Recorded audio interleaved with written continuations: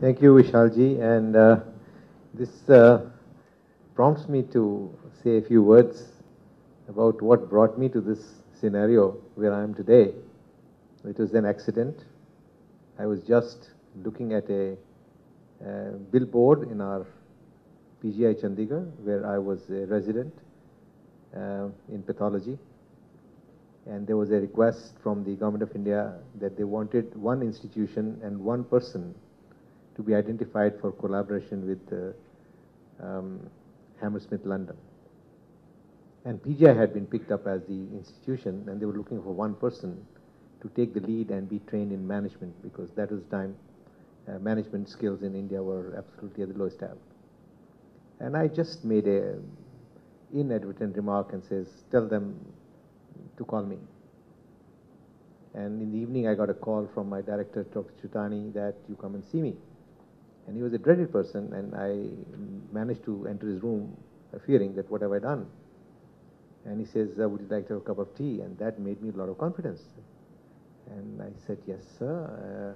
And he says, all right, tell me how to improve PGI. And I couldn't get it because I just made an inadvertent remark. And I said, sir, these are my views. And he said, okay, I'll give you 24 hours. Talk to your family. Come back in the morning. We have a governing body in the morning tomorrow. And we'll take care of your career. Next morning, 11 o'clock, I gave my consent to be the DMS of PGI, 1970. And 3 years down the line, I was already trained in management at the MHA. And I was already the MS till 1976, when I was invited to come and build Sher-e-Kashmir Institute as the founder director. That was the biggest jump in my life. And after having built Sher-e-Kashmir in 6 years' time, in 1982, I realized that I'm no longer an institution man. I'd been participating in policy, and I must go and understand what is health economics. So went back to school. The Howard School accepted me as a faculty and gave me permission to also do my master's in public health with focus on economics. Then my life changed, and all that I've seen in the past, participated in national policies, the entire healthcare infrastructure, national policy on insurance in UAE, and suddenly a lot of infrastructure development in India have been my biggest achievements in life. Now, having gone through this, I see a lot of talent here through whom I see that I can relive my life. Can I share my thoughts with them? Because these are the people who have much more force, much more energy than I ever had or I will ever get. And that's why my participation at this moment, till recently I was the chairman of Patra Hospital, but my participation in Feedback Ventures has been such that I can imbibe or bring in people together and say, can we create new horizons in the development of infrastructure and management. In the meantime, I'd like to share with my panels and my friends sitting here that I have the honor of chairing the task force on health sector reforms in Jammu and Kashmir, where we are investing 2,600 crores in the next 3.5 years of the plan. And definitely we don't need equity, but we need partners who need equity, because we would definitely like to share, invest in capital, give at least 40% of the investment to the public sector, but the remaining 60 has to come from our partners institutions who have excelled in management and operation first and have the ability to bring in equity. So these are all open options, and ultimately the crux of the matter is that the message that we have given to the government and the Planning Commission is that unless government makes a policy, incentivizes investment in healthcare, private players will not come in. And we've given them 5 points to be considered. The government must provide land, must participate in equity in real terms, in cash, besides non-cash assets of land, must not compete with this institution, must buy back at least 30 to 40% of the capacity, and also bring in loans which are at a much lower rate of interest. There are 2 states which have adopted all these 5 parameters, and Planning Commission is sending these recommendations to all states in the forthcoming few months. So I have shared a much longer sort of innings with you in such a short time, and I hope we have a fair amount of discussion with such learned panelists sitting here, and I'd like to now open the session for discussion. I have somebody sitting here who is from the same part of the world. I've seen also some very prolific administrators who have excelled. They're all absolutely gorgeous and remarkable in their accomplishments. And I'm sure we have many more interesting questions and panelists to answer. Now, you could, while asking questions, kindly do me two favors. One is that announce yourself, and secondly, spell out the name of the panelists that you wish to ask. And then if you wish to make a comment, most welcome. But questions will be the greatest asset for this discussion. Very welcome and open for discussion. Dr. Naveen Jain, I have been associated with the Panjbi Hospital, Razabad, as a medical director. The question is to Dr. Ajit Nagpal. How do you see the future of public-private partnership in healthcare in India as a whole? I have the honor to chair the National Committee on Public-Private Partnership under the auspices of CII, and we have 30 members. Fundamentally, having been on both sides of the world, the public sector as former secretary to government, and also on the private sector, where a lot of investment has gone through organizations that I had association with. There are two fundamental aspects. One is that the government would like to partner to address an agenda which they are obliged to meet. Government has made a social agenda. Government has a mandate to deliver something which they are not able to deliver for reasons of investment, for reasons of logistics, for reasons of human resource, for reasons of management skills, for reasons of bureaucracy. Any form of deficiency in public bureaucracy to address those issues is the fundamental requirement of the government to address. The private sector, therefore, has to imbibe that agenda. Second very important aspect is that the government understands nothing other than accountability and audit. They have a process of budgeting, the money that comes through the exchequer, and people who spend that money are obliged to follow certain rules and regulations. And in this, I would not give examples where people have broken those channels. They have not broken the rules, but they have remade the rules. They have not bypassed the rules. There are examples of that nature in public bureaucracy, in Gujarat, in other places. But for the fact that most of the states would insist on following the process of accountability and audit. At the same time, have some measurable outcomes which are easily understood by public bureaucracy. The other side of the story, and the second part, is that the private sector cannot exist without return on capital, on investment. And that the government must understand. And where these two things meet, then it becomes a partnership and not a vendor-vendee relationship. Most of the partnership that you see in the country today, there are more than 10 or 15 examples that we've seen. Most of them are working in the form of vendor-vendee relationship. This is the contract, you execute, this is the money we pay you. It's not partnership. So we are addressing this issue. 3 days ago, we had a meeting with Mr. Montek Singh and his aide called Mr. Gajendra Haldia.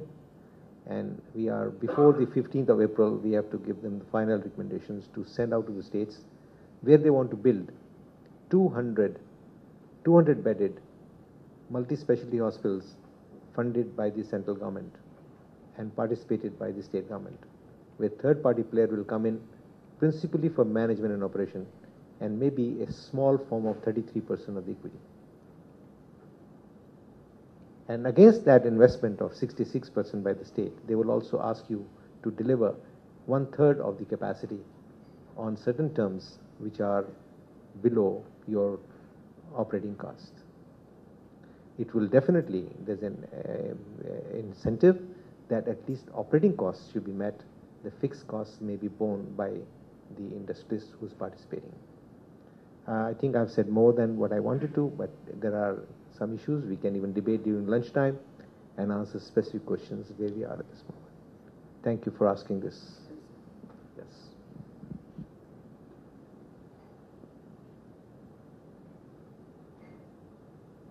There are 6 projects in J&K today. 2 cancer hospitals of 350 beds each, 2 women and infant hospitals of 400 beds each, and 2 multi-specialty hospitals affiliated to the medical college of 200 beds each, for which state funding is available, but we don't have capacity to build and operate. And there is a major incentive to invite private partners to come and share this burden. Sir, myself is Dr. Bhardwaj here. We are into the medical educations and hospital operations planning and management, representing a company, Six Sigma Healthcare. My question is to Dr. Nagar, and the question is that you told us that you need partners in healthcare. In the next 2-3 years in Gurgaon, almost every partner will be there. Every group is investing in healthcare in Gurgaon. And the Gurgaon population is floating populations. And it is true that your hospital right now is on the top, occupancy-wise, doctor-wise.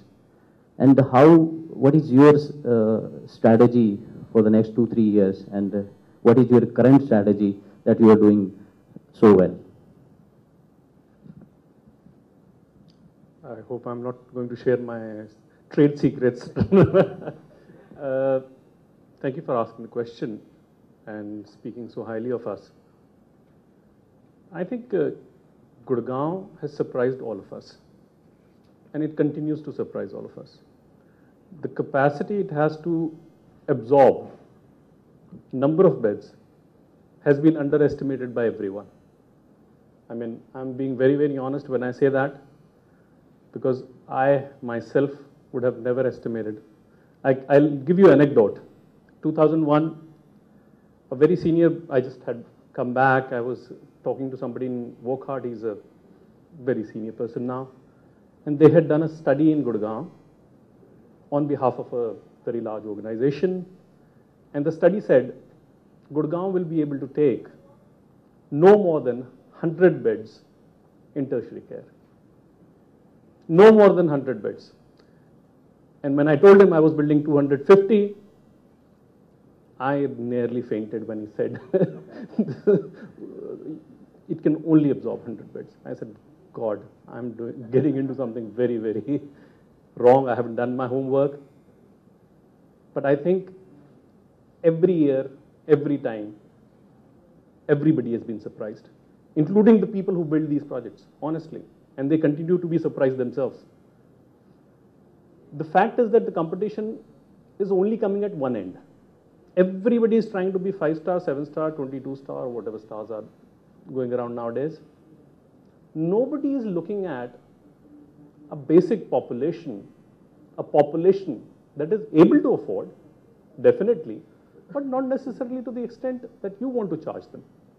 So the strategy for healthcare, I believe, not only for Gurgaon, for healthcare, is to deliver good quality healthcare, accredited healthcare. We are an NABH, NABL accredited hospital, so quality is not an issue, but at a price point where you don't hurt the consumer. And I think a lot of, my friend from Siemens is here, a lot of vendors have a responsibility also, selling of wrong technology and buying of wrong technology. Inappropriate use of technology in healthcare today. That increases the price point. So my strategy therefore is very simple. Deliver good quality of healthcare at a price point which doesn't hurt the patient. And when you do that, when you deliver that, believe me, people will come, patients will come, and healthcare is all about word of mouth. Exceptions are always there, but word of mouth, good delivery of healthcare, good quality of healthcare, friendly service will always prove to be a winning strategy. So that is my concept, and that is my trade secret, I guess. Thank you.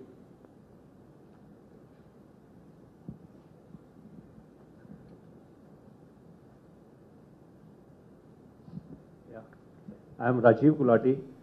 In fact, I am from a government corporation who is like one of the executing the e-governance programs for the health for a particular state, Haryana. So, though I live in Gurgaon, I got a couple of things in my mind also, but I got one question for Dr. Manchanda and in general for the panel also. Like Dr. Manchanda said, I mean, they have expanded in the diagnostics and everything. Are you doing anything for the imaging diagnostics? I mean, I know, you have started for providing services for the ultrasound imaging and all those things, in addition to the different diagnostic pathological anything, because that is a market which has not properly organized till date. I mean, there are people, heavy investments involved in imaging, and they are scattered all over there. Second-hand refurbished equipments are coming. Any investment going in that direction? One. Second, a question to the panel. Like, that's an experience. I mean, what the investment is going to be done in that, that you have to answer. Like, there is a multi-specialty hospital in Gurgaon. I was sitting there getting my father checked up there. There was an appointment for 10 o'clock. Perfectly managed hospital. All the IT operations were going very well. Now, the doctor can't reach in time because he was coming from Delhi. Is there anything going on for these multi-specialty hospitals to provide any infrastructure to those doctors so that they should be approachable near to the hospital, that the patients don't have to wait for hours because of their commuting from one point to the other? Yeah, I think I'll answer the first question. For a moment, I think I'm sitting in a board meeting because this is typically a question which gets debated. I think your question is very relevant.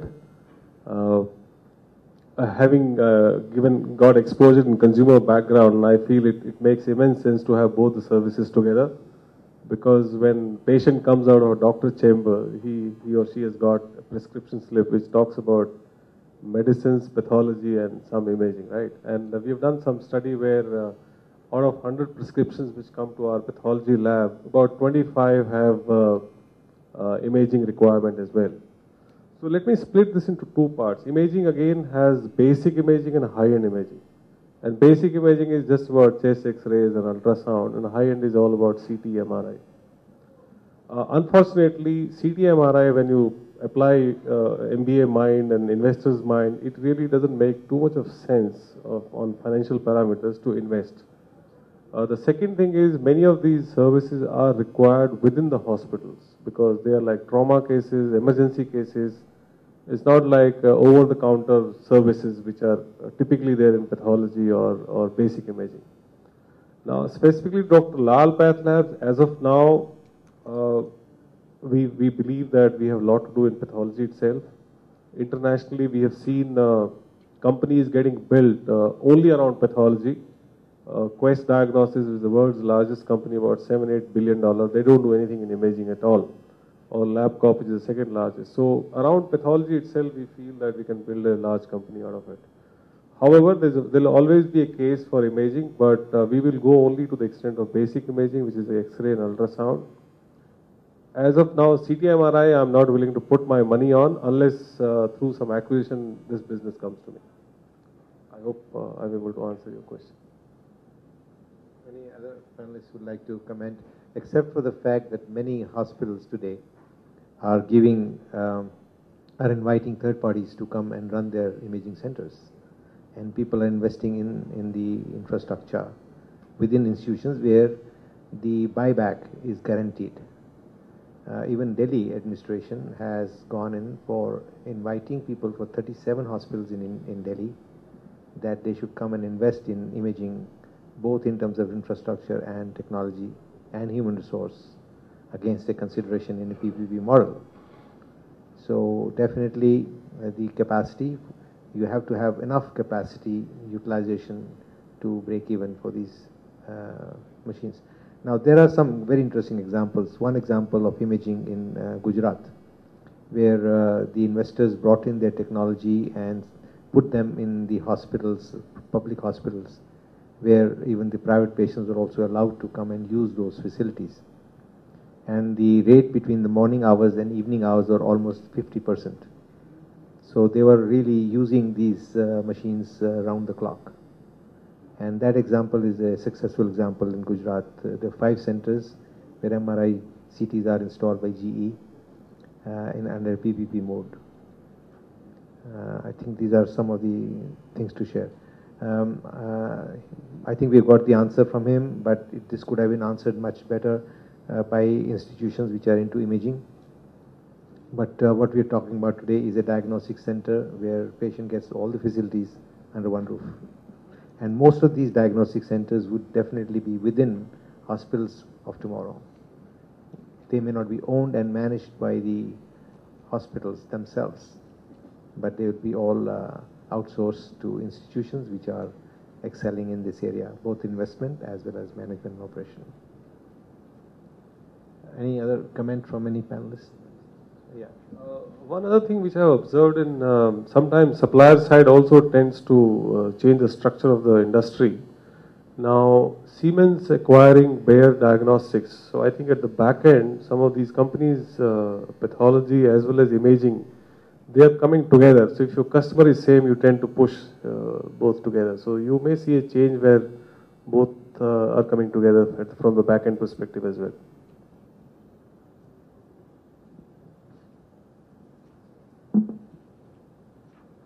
It's a very interesting subject, and we have so many star walls sitting here.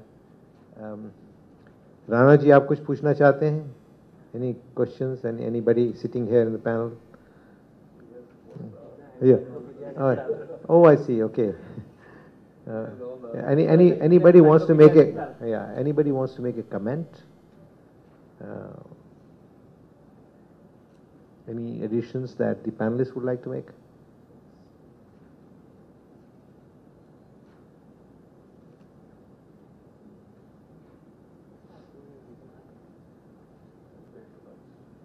I think it's been a brief but interesting session and brings out many facets of the future of healthcare industry.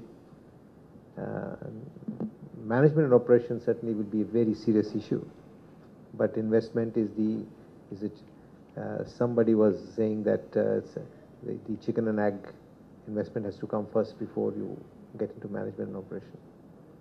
So we've had, if there are no more questions, on your behalf and on my personal behalf, I would like to thank the panelists for their views of wisdom and also sharing their experiences with us. And hopefully we'll have some sea change both at the public sector level and the private sector level in the development of healthcare infrastructure in this country. Thank you once again. Thank you.